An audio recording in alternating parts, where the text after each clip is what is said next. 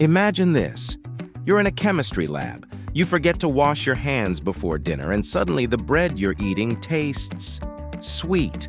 You didn't add sugar, you didn't dip it in honey, but congratulations. You've just poisoned yourself and invented one of the most revolutionary ingredients in modern food. Sounds insane, right? But that's exactly how humanity stumbled upon artificial sweeteners.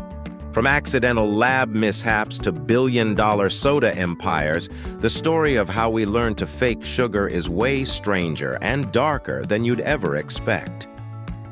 Let's dive into the surprisingly toxic tale of sweet invention right here on History of Food.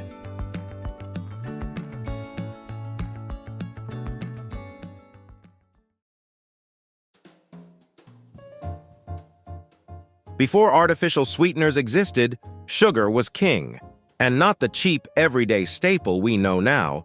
Sugar was once a luxury, so expensive it was locked in cabinets like jewelry. By the 1800s, industrialization made sugar more accessible, but demand exploded far faster than supply. People were obsessed with sweetness, but sugar came with problems. It was costly, addictive, bad for teeth, and it was already linked to health issues. The stage was set for something new. And as it turns out, that something new was about to be born in a cloud of scientific clumsiness. The year was 1879, and Russian chemist Konstantin Fallberg was working at Johns Hopkins University. He was researching coal tar, a sticky, toxic byproduct of coal processing, to study its chemical properties. One night, after a long day in the lab, Fallberg went home for dinner and noticed something strange. The bread on his plate tasted unusually sweet. At first he thought nothing of it, then he tasted his fingers. Also sweet. That's when it hit him. He had unknowingly spilled a chemical compound on his hands at the lab and not washed them before eating. Most people would panic and call a doctor. Fallberg? He rushed back to the lab to figure out what he'd created. That accidental discovery was saccharin, the world's first artificial sweetener. Sweeter than sugar, but calorie-free, and yes, it was literally born from coal tar. Saccharin quickly caught the attention of food manufacturers. By the early 1900s, it was being added to canned goods, candies, and especially diabetic-friendly foods. Even President Theodore Roosevelt was a fan. When critics tried to ban saccharin for being unnatural, Roosevelt famously snapped, "Anybody who says saccharin is injurious is an idiot." But not everyone was convinced. Scientists soon discovered that in large amounts, saccharin could cause health issues in lab animals. Still, the public didn't care. It was cheap, sweet, and it didn't rot your teeth. Ironically, what started as an accidental lab contamination became a global sensation. Saccharin's real breakout moment came during World War I and World War II. With sugar rationed and expensive, artificial sweeteners were a lifeline. They preserved food by sweetening it when sugar wasn't available and helped governments stretch their supplies. Suddenly, fake sugar wasn't just a novelty, it was a patriotic solution, and people were hooked. You'd think scientists would learn to stop eating after handling chemicals, but nope. History repeated itself in 1937. Graduate student Michael Sveda was working on a fever-reducing drug when he accidentally tasted something sweet on his cigarette. Yes, he was smoking in the lab. Different times. The chemical he'd discovered was cyclamate, another zero-calorie sweetener. This one tasted more like real sugar and blended well with other ingredients. By the 1950s, cyclamate and saccharin were teaming up to sweeten diet sodas, candies, and desserts. And speaking of diet sodas, they owe their existence entirely to these oops moments. Without artificial sweeteners, there'd be no Diet Coke, no Coke Zero, no sugar-free anything. By the mid-20th century, artificial sweeteners were everywhere. Weight loss culture was booming, and sugar was being vilified as a waistline enemy. Artificial sweeteners promised the impossible, all the sweetness with none of the calories. Sugar-free labels exploded across supermarket shelves, from sodas and candies to ketchup and salad dressing. They became a lifestyle and a multi-billion-dollar industry. But the honeymoon didn't last. In the 1960s and 1970s, studies linked cyclamate and saccharin to bladder cancer in rats.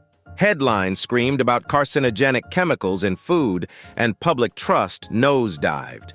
The U.S. banned cyclamate in 1969, and saccharin was slapped with a warning label for decades. Later research showed the risks were mostly limited to rodents under extreme conditions, but the damage was done. Artificial sweeteners would forever carry a whiff of suspicion. Ironically, the controversy only fueled more innovation. Food companies scrambled to create newer, safer alternatives. And that's how we got the next generation of sweeteners: aspartame in the 1980s, sucralose in the 1990s, and stevia in the 2000s. Each new sweetener came with its own drama. Aspartame, discovered in 1965 when a chemist licked his finger in the lab — seriously, what is with scientists tasting their experiments? — became the star of Diet Coke, but also sparked conspiracy theories about headaches and neurological issues. Sucralose, aka Splenda, was created when researchers trying to make a new insecticide misheard "test this chemical" as "taste this chemical." It turned out to be 600 times sweeter than sugar.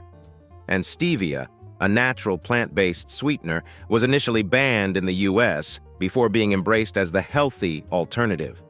The quest for the perfect sugar substitute has basically been a century-long game of accidental discoveries and public panic. Here's a weird side note.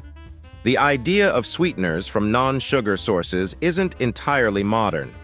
In the 1800s, chemists tried making artificial sugars from coal, oil, and even poisonous plants.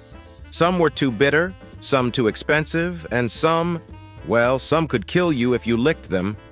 Compared to those experiments, saccharin seems almost wholesome. Here's the twist. Despite 150 years of innovation, the goal of artificial sweeteners hasn't really changed. We still want the same thing: to enjoy sweetness without the guilt. And every time science hands us a new miracle solution, we fall in love, panic, and then cautiously embrace it again. Ironically, all this innovation hasn't killed sugar. If anything, sugar consumption is higher than ever. People might sip diet sodas, but they also eat donuts the size of their heads. The real impact of artificial sweeteners isn't that they replaced sugar. It's that they changed how we think about it. Today, artificial sweeteners are in thousands of products, from protein shakes to cough syrup. They're regulated, researched, and endlessly debated. Some nutritionists say they help reduce calorie intake. Others argue they confuse our appetite and make us crave more sugar. So, is an artificial sweetener a miracle or a menace? The truth is somewhere in the middle. They're not magic, and they're not poison. They're tools we created to satisfy one of our oldest cravings: the human love of sweetness. If you enjoyed this video, please check out our other bingeable channels. Thank you for watching. If you have suggestions for our next video, feel free to share them in the comments below. We'll be sure to give you an acknowledgement for your contribution.